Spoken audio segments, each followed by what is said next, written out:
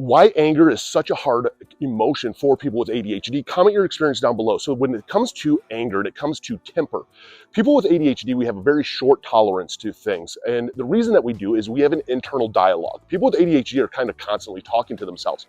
We don't also emotionally regulate. Anger is a very powerful emotion.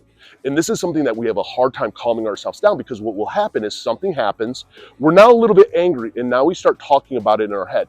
Imagine having a conversation with your best friend and they're just hyping you up of why to go get into a fight. That's essentially what our brain is doing. It's hyping us up, and it's pulling everything that's ever pissed us off into this conversation all of a sudden.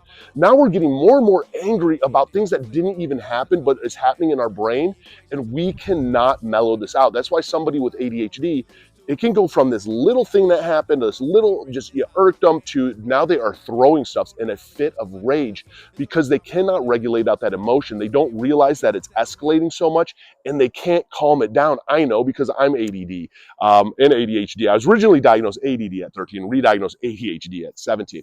And no one ever told me about this. And the thing I've noticed is once my internal dialogue starts going and I notice myself getting really angry over something, I have now gotten it to where I'm conscious enough to, I have to break away. I have to put on some music. I have to go take a walk.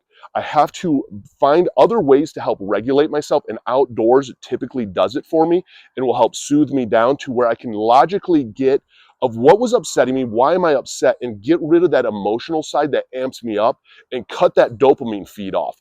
And it does wonders of actually getting your temper and your anger under control, because again, it's not an excuse when you're ADHD. It's just that you have to learn different coping tools.